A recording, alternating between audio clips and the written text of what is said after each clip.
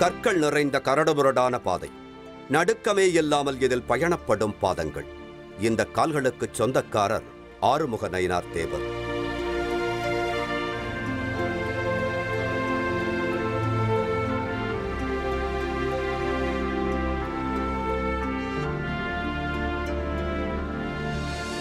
தளராத உடலோடு ஆட்டு மந்தையுடன் ஏகாந்த மனிதராய் இனிய நடைபோடும் இவர் இன்று இந்த ஆடுகள் மட்டுமே உறவாய் ஆதரவாய் வாழ்ந்து வருகிறார்.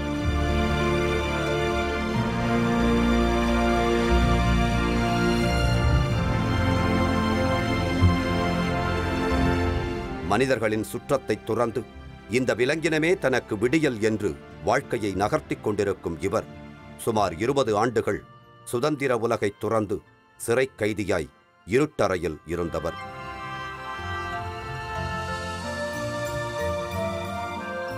இந்த கம்பீரமான மனிதருக்கு 20 ஆண்டுகளுக்கு முன்னர் ஏன் இந்த நிலை வந்தது?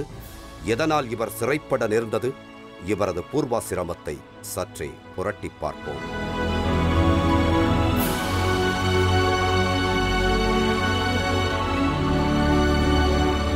வாகைக்குளம் என்ற சிற்றூரிலே சற்று வசதியான குடும்பம், வளமும் நலமும் இருந்ததனால் கிராமமே இவரது தந்தையாருக்கு அடக்கமாயிருந்தது.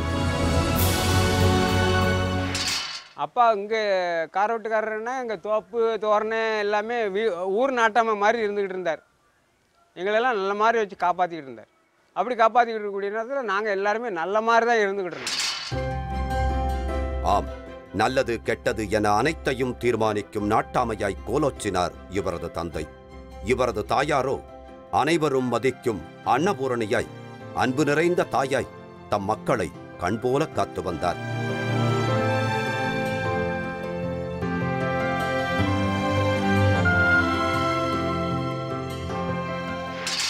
அம்மா பேர் மீனாட்சி அம்மாள், அது சொந்த ஊர் மருகால்குறிச்சி. அவங்க என்னன்னாக்கா எங்கள் அம்மா இந்த ஊரில் எந்த ஒரு சண்டே ஒரு சலியத்துக்கோ எதுக்குமே போகவும் செய்யாது. எங்கள் குடும்பமும் உண்டு, அவங்களும் உண்டு. ஒரு அமைதியான ஆள் எங்கள் அம்மா. இந்த ஊர்லே கேட்டால் மீனாட்சி அம்மானாக்கா பெரிய பேர் வாங்கினவாவா. எல்லாருக்குமே எல்லாரையுமே எல்லா பிள்ளைகளையுமே நல்ல மாதிரி கவனிச்சுக்கிட்டு இருக்கும். அதெல்லாம் எந்த குறையும் கிடையாது எங்கள் அம்மாவை பற்றி. அந்த காலத்தில் கஷ்டங்கள் இருந்ததுன்னா கஷ்ட காலங்கள் இருந்தது. அப்போ சோளாச்சோறு தான் கூடுதல் கஷ்ட காலத்தில். அதெல்லாம் சாப்பிட்டு நாங்கள்லாம் வாழ்ந்தோங்க. இப்படி எங்களை வளர்த்து எடுத்து கொஞ்சம் கொஞ்சமாக ஒரு இது பண்ணி வளர்த்து எங்களை ஆளாக்கி விட்டாங்க. ஊருக்கே வழிகாட்டிய இந்த குடும்பத்திற்கு ஒரு குறையும் இல்லை. செல்வச் செழிப்பிலே செல்ல மகனாய் சீரோடும் சிறப்போடும் தன் அண்ணன்மார்களோடு வளர்ந்து வந்தார் ஆறுமுக நயினார்.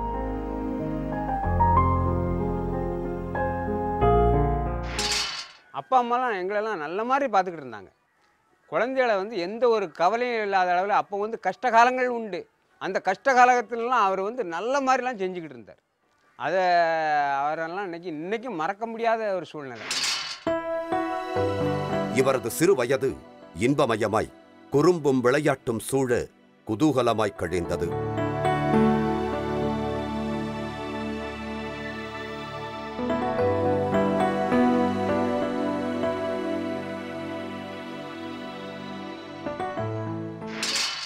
சின்ன வயசு வாழ்க்கை அப்போ பூரா விளையாட்டு பள்ளிக்கூடத்தில் படிக்கக்கூடிய நேரத்தில் என்னன்னாக்கா விளையாட்டு குச்சிக்கம்பு விளையாட்டு விளையாடுவோம், கபடி விளையாட்டு விளையாடுவோம். அப்புறம் அந்த கிளீன் விளையாட்டுன்னு விளையாடுவோம், கிளீன் தட்டு விளையாட்டுன்னு விளையாடிக்கிட்டு இருப்போம். அப்போ அது அந்த விளையாட்டுலாம் இப்போ கிடையாது. கபடி விளையாட்டுலலாம் அப்போல்லாம் நாங்கள்லாம் பரிசுலாம் நாங்கள்லாம் வாங்கி இது பண்ணிடுவோம். அம்மாவின் அரவணைப்பும் ஆதரவும் ஆறுமுக நயினாரை எந்த குறையுமின்றி வளர்த்து வந்த நிலையில் தொடக்கப் பள்ளியில் படித்து வந்தவர் 5ஆம் வகுப்போடு தன் படிப்பை தொடர மனமில்லாமல் முடித்துக் கொண்டார். நான் 5ஆம் கிளாஸ் தான் முடிச்சிருக்கேன். உண்மையை சொல்லிடணும்ல, 5ஆம் கிளாஸ் தான் முடிச்சிருக்கேன். ஆமாம், 6ஆம் கிளாஸுக்கு போகிறேங்க அப்பா ஏசினார். ஏன்டா போக மாட்டேக்கேன்னு சொன்னார். எங்கள் அண்ணன் ஒரு டீ கடை வச்சுருந்தான். அந்த டீ கடைக்க வண்டி என்னை கப்பு கழுவுக்கு என்னை போட்டு. அப்போ என்னை பிடிச்சி ரொம்ப என் அப்பா ரொம்ப மோசமாக ஏச ஆரம்பிச்சிட்டார். கவலையில்லாத இளவயது, படிப்பு வேண்டாம் என்று முடிவு கட்டி அண்ணனின் டீக்கடையில் வேலை பார்க்கத் தொடங்கினார். இன்னொரு அண்ணன் தன்னுடன் வருமாறு பம்பாய்க்கு அழைக்க அவருடன் புறப்பட்டு பம்பாய்க்கு சென்றார்.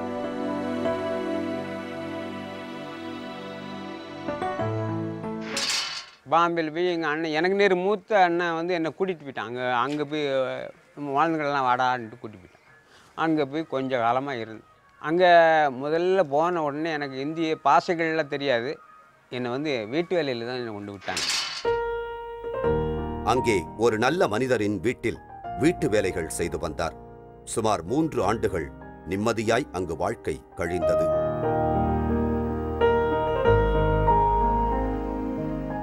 அங்கிருந்து வேறொரு வேலைக்காக அகமதாபாத் பயணப்பட்டார். அகமதாபாத்தில் போய் ஒரு டாக்டர் தவாகானில் ஆஸ்பத்திரியில் போய் இருந்தேன். ஆஸ்பத்திரியில் இந்த ஊசி கீசி எல்லாம் சூடாகி கொடுக்க வைக்க எடுக்க அப்படியெல்லாம் இருந்து வாழ்ந்தேன். அங்கே என்னன்னாக்கா எனக்கு தமிழில் லெட்ரு எழுதி தரதுக்கு எனக்கு ஆள் சரியான முறையில் ஆள் இல்லை. ஒரு 6 மாதமாக இருந்துட்டு அந்த ரிட்டன் வந்துட்டேன். வந்து மறுபடியும் பாம்பேயில் இருந்துட்டேன். சிறிது காலத்தில் தானும் சொந்த ஊருக்கு திரும்பினார். திரும்பி வந்தவருக்கு திருமண யோகம் காத்திருந்தது. அப்போ அங்கே வந்து விரவு கடையை வச்சுக்கிட்டு அங்கேயே இருந்துக்கிட்டு இருந்தோடனே அப்படியே இருந்துக்கிட்டக்கூடிய நேரத்தில் என்னன்னாக்கா எனக்கு பெண் தரம்னு சொல்கிறாங்க. எங்கள் அண்ணனுக்கு பெண் கொடுக்கறதுக்கு கொஞ்சம் யோசனை பண்ணுறாங்க அந்த ஊரில். அதில் அப்போ பார்த்தேன். எனக்கு மாமா பொண்ணு தான் அது. மாமா இறந்துட்டார், அந்த காலத்தில் இறந்துருக்காரு. நான் கொஞ்சம் உழைப்புக்காரன் வேலைக்காரன் எல்லாமே செய்வேன். அதனால் என்ன சம்மதிச்சு எனக்கு தரம்னு சொல்கிறாங்க. அவனுக்கு 10ஆம் கிளாஸ் படிச்சுக்கிட்டு இருந்தவன். அவன் படிப்புலேயே தான் இருந்துக்கிட்டு இருக்கக்கூடியவன்.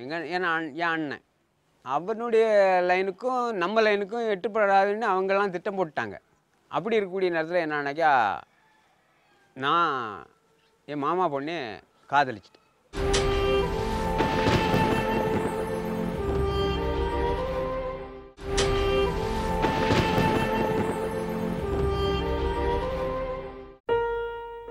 இந்த சூழ்நிலையில் அந்த பெண் மீது ஆறுமுக நயினாருக்கும் விருப்பம் ஏற்பட்டது.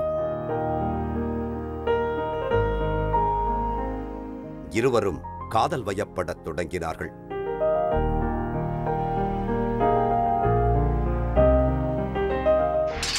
காதலே கிடையாது. அவங்க நான் நினைக்க பேச்சுவார்த்தையிலே தான் இருந்துக்கிட்டு இருந்த ஒழிஞ்சு அதில் பேச்சுவார்த்தையிலே இருந்துக்கிட்டு இருந்தோன்னா அவளாக நினச்சிட்டா, என் மனைவியாக நினச்சிட்டா இவருக்கு தான் கட்டுப்படணும் அப்படின்னு ஆசைப்பட்டுட்டேன். வேலைக்காரர் உழைப்பார், சம்பாரித்து நம்மளை காப்பாற்றுவாருன்னு அவ என்ன ஆசைப்பட்டான். அப்பாவிடம் தன் நிலைமையை தெரிவித்தார் ஆறுமுக நயினார்.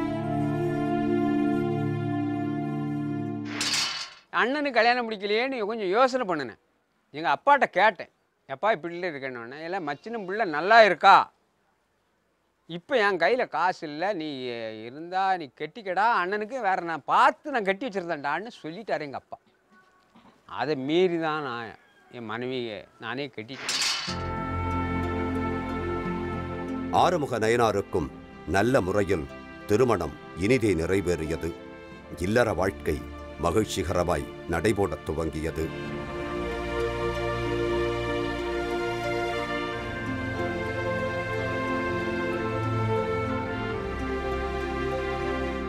மனதிற்கு உகந்த மனைவி, நிம்மதியான வாழ்க்கை. யார் கண்பட்டதோ தெரியவில்லை. பிரச்சனைகள் உருவெடுத்தன. இவர்களுக்குள் அல்ல, இவர்களுக்கு மற்றவர்களால். ஆம், ஊரில் இருந்த உறவினர் ஒருவரால் இவரது குடும்பத்திற்கு பிரச்சனை ஆரம்பித்தது.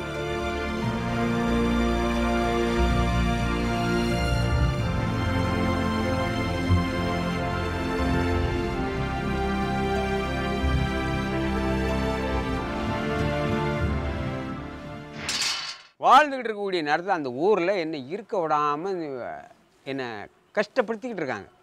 அடித்து விரட்டி விட்டாக்க இந்த சொத்தெல்லாம் நம்ம அப்படியே அனாமத்தை அப்படிக்கலாமே. இவளுக்கு யாருமே கிடையாதுல்ல, இவன் இவ்வளவு அட்டகாசம் பண்ணிக்கிட்டு இருக்கானே.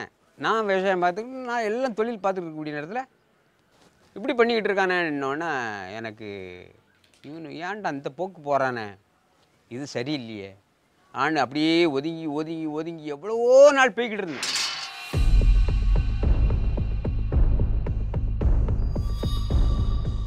அடிக்கடி சண்டை, அவமானப்படுத்துவது என அவர்களது சீண்டல்கள் தொடர்ந்து கொண்டே இருந்தன.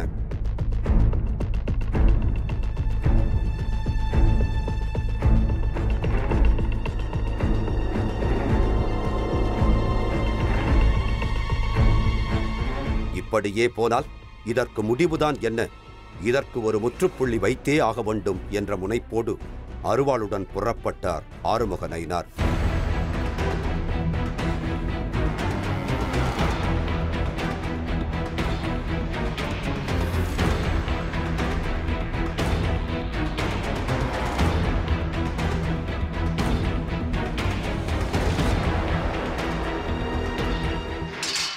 அறுவலை எடுத்துக்கிட்டு அவன் எங்கே நிற்கான்னு பார்த்து தெருவில் இருந்து பேசிட்டு நல்லா அவனை விரட்டினேன், தோப்புக்குள்ளே பிடிச்சி விரட்டினேன், கையை பிடிச்சிட்டு வெட்டினேன். கையை வெட்டின உடனே கையில் என்னன்னாக்கா 4 விரலும் லேசாக ஓடிட்டு, அதில் அவனை விட்டுட்டேன். இனி கொல்லக்கூடாதுன்னு விட்டுட்டேன். விட்டுட்டு அந்த இனிமே அந்த ஊரில் நம்ம அன்றைக்கி இனிமேல் இருக்கக்கூட போலீஸ் நம்மளை தேடிருமே, போலீஸ் தேடிருமே ஆங்கிற முறையில் அந்தால என் பாடல நான் இங்கே என்னுடைய சொந்த ஊர் நாங்குநேரி வாவகுளத்துக்கு வந்துட்டேன். அடிபட்டவர்களின் கோபம் ஆட்களை தேட ஆளே இல்லாமல் இருந்த வீட்டின் மீது மொத்த கோபத்தையும் காட்டினார்கள்.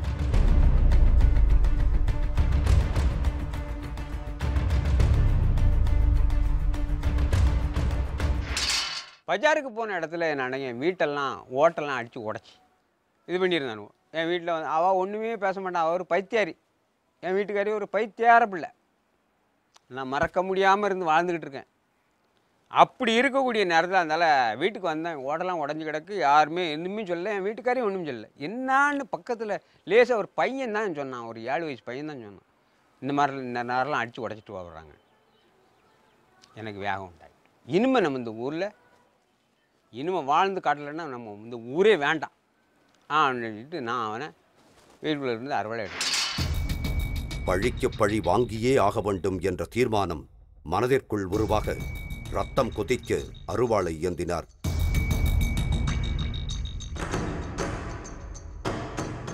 எதிரியை தேடி அங்கே சென்றார். காற்று வரட்டும் என்று நெருப்பு காத்திருக்குமா என தேடிச் சென்ற நபர் வேறு எங்கோ சென்றுவிட அங்கே இருந்தது எதிரியின் அக்கா.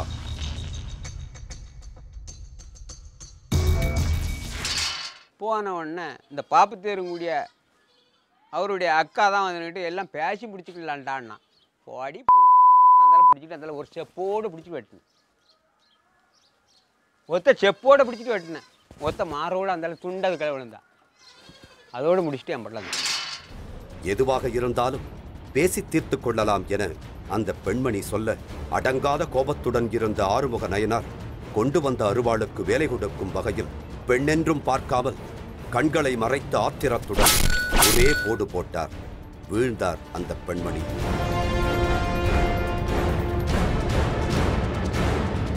செய்த கொலைக்கு நீதிமன்றம் கொடுத்ததோ ஆயுள் தண்டனை.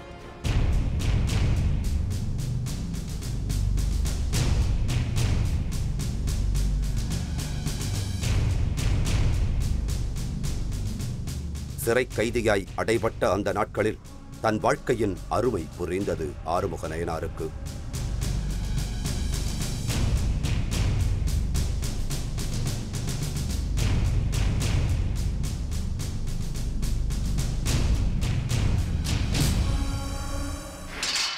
ஆயிரத்தி 1983 கொலை நடந்தது. 84 7ஆவது மாதம் 13ஆம் தேதி எனக்கு தண்டனைன்னு கொடுத்துட்டாங்க, ஆயுள் தண்டனைன்னு கொடுத்தாங்க.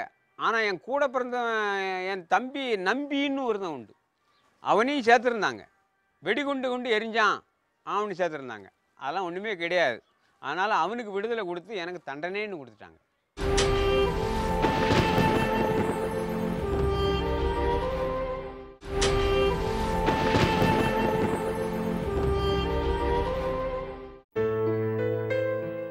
ஒவ்வொரு நொடியும் நரகமாய் நகர்ந்தது.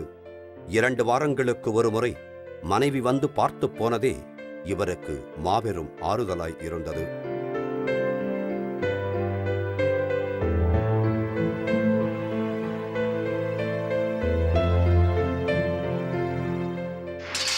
என் மனைவிட்ட சொன்னேன், நீ இனிமேல் எப்படி இருந்து வாழ போறே தெரியலையே, எப்படிரா நீ உன் வாழ்க்கை எப்படிரான்னு கேட்டேன். கஷ்ட காலம் சொத்தை பூரா கம்ப்ளீட்டாக விற்றாலும் பரவாயில்ல, நீங்கள் வெளியே வந்துருங்கன்னு தான் என்கிட்ட சொன்னேன். சொத்தை பூரா கம்ப்ளீட்டாக விற்றுருங்க, வெளியே வந்துருங்கன்னு சொன்னேன். ஒரு பையன் இருக்கானே கேமண்ட், நான் பார்த்துக்கிட்டு தான் இலவச அப்பீல் பண்ணுதான்ட்டு ஹைகோர்ட்டில் இலவச அப்பீல் பண்ணேன். அதே தண்டனை கொடுத்தாங்க. காலங்கள் கடந்தன. சிறை வாழ்க்கையை சிவனே என்று அனுபவித்துக் கொண்டிருந்த ஆறுமுக நயனாருக்கு திடீரென்று ஒரு அதிர்ச்சி செய்தி வந்தது. அவரது மனைவியைப் பற்றி.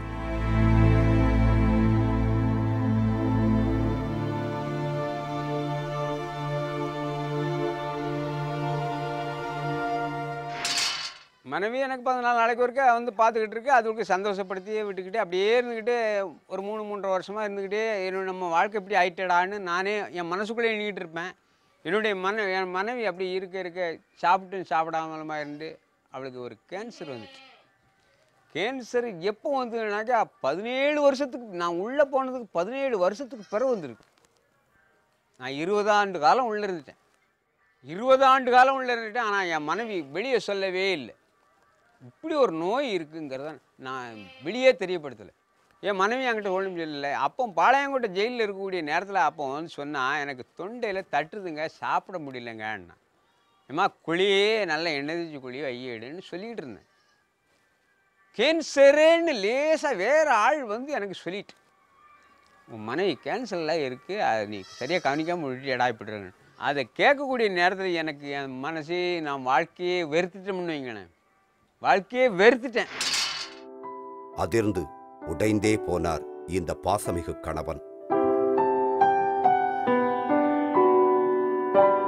மனைவிக்கு புற்றுநோய் என்றால் பற்றுள்ள எந்த கணவனுக்குத்தான் நிம்மதி இருக்கும்? நிம்மதியின்றி தவித்தார்.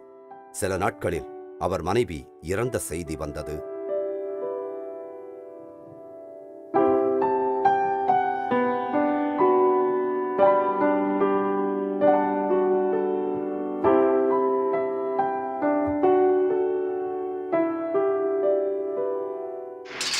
ரெண்டாயிரத்தி 3 8ஆவது மாதம் 28ஆம் தேதி அவள் இறந்துட்டான்.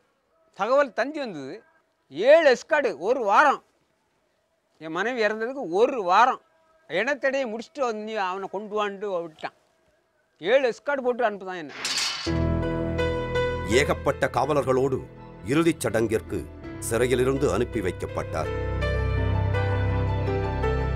20 ஆண்டுகள் சிறைவாசம் முடிந்து சுதந்திர பறவையாய் வெளியில் வந்தவருக்கு வாழ்க்கை சூனியமாய்ப் போனது.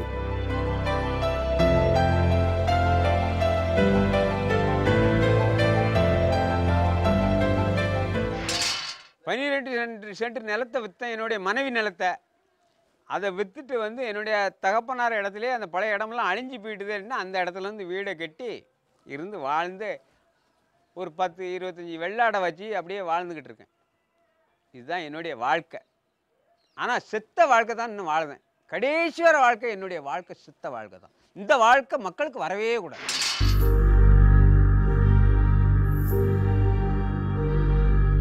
அந்த ஒரு நிமிடம் யோசிக்காமல் ஆத்திரப்பட்டு அருவாளை வீசியதன் விளைவு இன்று ஆடுகளோடு பயணப்பட்டுக் கொண்டிருக்கிறார். இன்று இவருக்கு ஆதாரமாகவும் ஆதரவாகவும் இருப்பவை இந்த ஆடுகளே.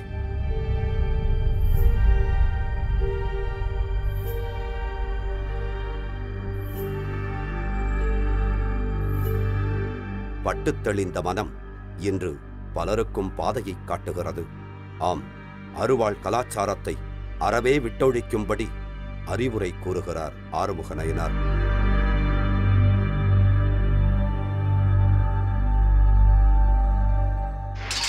இந்த அருவா எடுக்கவன் வந்து அவன் வந்து அற முட்டாள். அருவா எடுக்கவன் வந்து நல்லவனே கிடையாது. 4 மனிதரோட பழகி 4 மக்களோட பழகி அவன் பெரிய டவுனூர்லாம் இருந்து பெரிய பெரிய பணக்காரங்க கிட்டலாம் பழகி அவன் இருந்து வாழ்ந்துக்கிட்டு இருக்கான் பாருங்க, அவன் தான் மனிதன். இந்த பட்டிக்காடுன்னு ஒரு ஊர் இருக்கு பாருங்க, அவன் திருந்தவே மாட்டான். ஒரு காலமும் திருந்த மாட்டான். அவன் பட்டாத்தான் அழுந்துவான். அவங்ககிட்ட தான் இன்னைக்கு நான் வந்து வாழ்ந்துக்கிட்டு இருக்கேன். என்ன பண்ண சொல்றீங்க? நம்மளே இன்னும் யாராங்க இன்னும் நிறைய பேர் இன்னும் இவ்வளவு வயசாகணும் பிறகு இன்னும் முழுக்கான். இந்த தெளிவும் நல்ல சிந்தனையும் அந்த ஒரு நிமிடம் வந்திருந்தால் இன்று இவர் இப்படி வருந்த நேரிட்டிருக்குமா? இது இன்றைய இளைஞர்களின் கோபம் கொண்ட மனங்களுக்கு ஒரு பாடம்.